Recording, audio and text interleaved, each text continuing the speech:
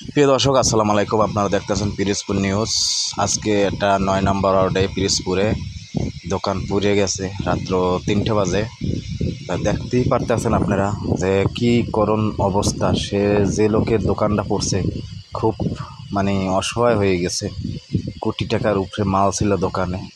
তা দেখতেই পারতেছেন পুরিয়া ছারখার হয়ে গেছে, এমন অবস্থা তার হয়ে গেছে। যাই হোক, সবাই তার জন্য দোয়া করবেন যেন আল্লাহ আরও তারে দেয়। সব কিছু ঘুরে আপনাদের দেখাইতে আছি। দেখছেন সব কিছু, 3টা ফ্রিজ ছিল দোকানে। এই যে সব কিছু পুরো ছারখার হয়ে গেছে, দেখতেই পারতেছেন আপনারা। এই যে তেলের বোতল, বিস্কুট, অনেক কিছু ছিল দোকানে। এমন কিছু ছিল না কিন্তু একটা যে কাজে খাটাবে সে অবস্থা কিন্তু নাই তার। দেখেন দোকানে একটা 10 টাকা যে বেচবে এরকম কোনো কায়দা নাই তার। সব কিছু পুরো ছারখার হয়ে গেছে তার। টিন টুন মনে করেন দোকানের।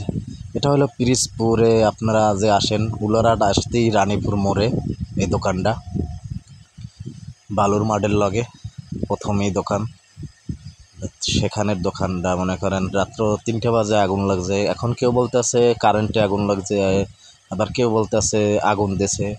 এখন আপনারাই কমেন্ট করে জানাবেন যে কীভাবে হইতে পারে। যদি আগুন দেয় তো আরও পাশে কিছু দোকান হবে, কিন্তু এ জায়গায় কিন্তু সেরকম কিছু হয় নাই। খালি তার দোকান আর পাশের 2টা দোকান পড়ছে, ঠিক আছে। পাশের দোকান বলতে এক লগেই উঠে নিয়েছিল ঘরে, সিরিয়ালে ওই 3টেই পড়ছে। কিন্তু এই দোকানটার কিন্তু দেখছেন গ্যাসের বোতলের অবস্থা দেখেন, ফ্রিজের অবস্থা দেখেন। ফ্রিজ কিন্তু বেকায়দায় হয়ে গেছে একদম। ফ্রিজও ব্যবহার করার কোনো উপযুক্ত কোনো নাই। আপনারা দেখতেই পারতেছেন। এই জায়গায় ঘুরে সব কিছু দেখাইতে আছি।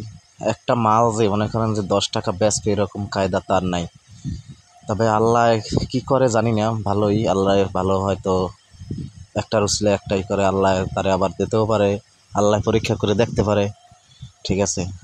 আর আমাদের ভিডিওটি ভালো লাগলে নতুন নতুন ভিডিও পেতে, পিরোজপুরের আপডেট পাইতে আমাদের পিরোজপুর নিউজ চ্যানেলটি ফেসবুক পেজ থেকে দেখতে আসেন তারা অবশ্যই মনে করেন আপনারা সবাই ফলো করবেন। নতুন নতুন পাইতে ফলো, লাইক, সাবস্ক্রাইব, শেয়ার করবেন। অবশ্যই আমাদের ইউটিউব চ্যানেলও সাবস্ক্রাইব করবেন।